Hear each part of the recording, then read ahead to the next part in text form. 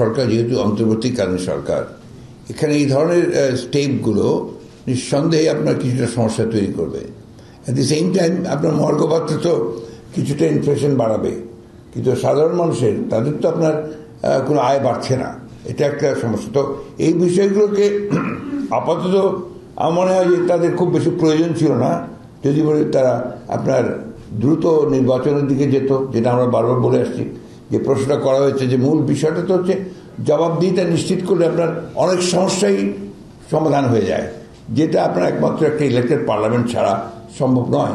সেই কারণেই আমরা এত বেশি জোর দিচ্ছি আপনার একটা নির্বাচনের মাধ্যমে একটা জবাবদিহিমূলক সরকার এবং একটা অবস্থা তৈরি করার। অপ্রয়োজনীয় খাতে আর প্রোডাক্টিভ খাতে এত বেশি অতীতে ব্যয় করা হয়েছে, কিন্তু সেইগুলো এখন ঠিকই গেছে। যেমন আপনার এই যে স্কুলগুলো, যেগুলো স্কুলের কোনো প্রয়োজন নাই, সেই সমস্ত স্কুলগুলোকে আবার নতুন করে এমপিওভুক্ত করার আবার তদবির বাণিজ্য শুরু হয়েছে। এটা রিসেন্টলি আমরা দেখতে পাচ্ছি আর কি। যে সমস্ত জায়গাতে এখন কোনো টাকা পয়সা দেওয়ারই দরকার নাই, সেগুলোতে আবার টাকা পয়সা দেওয়ার ব্যবস্থা ইন্টার গভর্নমেন্টের একটা যোগ সাজস করে, দুর্নীতি যারা করেন তাদের যোগ সাজস করে এই সেক্রেটারিয়েট থেকে এগুলো চিঠি বের করে নেওয়া হচ্ছে। এটা আমার অভিজ্ঞতা থেকে বলছি আমি। দ্যাট ইজ নট, এটা তো বন্ধ করতে পারছে না তারা, কারণ ওই সেক্রেটারিয়েটে ওই পুরনো আমলের সমস্ত আমরা এই থেকে গেছে এবং তারা জানে কৌশলে কি করে দুর্নীতি করতে হয়, তারা সেই কাজগুলো করে যাচ্ছে সমানে। যে বর্তমান অন্তর্বর্তী সরকার চলমান অর্থনৈতিক অস্থিতিশীলতা তথা উচ্চ মূল্যস্ফীতির মধ্যেই 100টিরও বেশি পণ্যের উপরে ভ্যাট ও সম্পূরক শুল্ক আরোপ করেছে। কিছু পণ্যের কর অব্যাহতি তুলে নিয়েছে। এর মধ্যে রয়েছে নিত্য প্রয়োজনীয় খাদ্যদ্রব্য, পোশাক, ওষুধ ও মোবাইল ইন্টারনেট সেবা। এই সিদ্ধান্তটি সাধারণ মানুষের দৈনন্দিন জীবনে, বিশেষ করে দরিদ্র মধ্যবিত্ত জনগোষ্ঠীর উপর ভিটামিন ও ফাইবার সমৃদ্ধ ফ্রেশ আটা ময়দা সুজি আপনাকে দিবে সুস্বাস্থ্যের নিশ্চয়তা। ফ্রেশ আটা ময়দা সুজি নেতিবাচক প্রভাব ফেলবে, চাপ বাড়াবে। সরকারের বক্তব্য থেকে বোঝা যায় তারা চলতি অর্থ বছরের বাজেট ঘাটতির প্রথম ধাপে 42,000 কোটি টাকা এবং পরবর্তী সম্ভাব্য ঘাটতি মেটাতে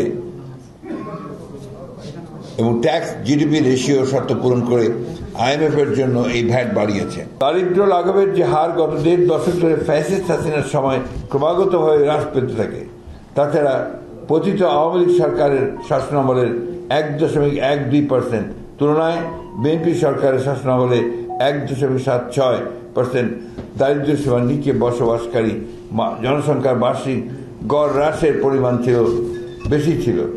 চিত্র 4। আমাদের মনে রাখতে হবে যে গ্রামের দরিদ্র মানুষ না খেয়ে মরে না ঠিকই, কিন্তু তারা অর্ধাহারে দিন কাটায়। বর্তমানে খাদ্যদ্রব্য সহ অন্যান্য জিনিসপত্রের দাম লাগামহীনভাবে বৃদ্ধি পাওয়ার কারণে একজনের আয় দিয়ে সংসার চালানো খুবই কষ্টসাধ্য হয়ে পড়েছে। তাই পিতা মাতা কোনো উপায় না দেখে ছেলেমেয়েদের কাজে লাগিয়ে দিচ্ছেন শুধু খেয়ে বেঁচে থাকার জন্য। তাই সরকারের ভ্যাট ও শুল্ক বৃদ্ধির প্রভাব শিক্ষাক্ষেত্রে সহ সকল ক্ষেত্রে পড়তে বাধ্য ও সার্বিকভাবে হতদরিদ্রের উপরই পড়বে বেশি। 4. বর্তমান উচ্চ মূল্যের জ্বালানি খরচ আরও বাড়বে। 5.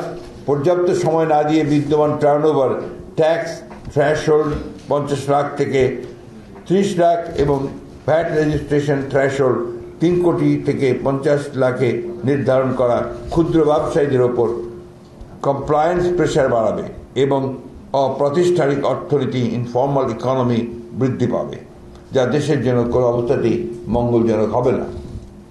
6. ব্যবসায়িক ব্যয় কস্ট অফ বিজনেস এবং শিল্প কারখানাগুলোতে উৎপাদন খরচ বৃদ্ধি পাবে এবং মোট উৎপাদন হ্রাস পাবে। এতে বেকারত্ব আরও বৃদ্ধি পাবে। এমনিতেই দেশে বেকারের সংখ্যা 26,60,000। এটা প্রথম আলো 5 জানুয়ারিতে আপনার 25 জানুয়ারিতে প্রকাশ করেছে।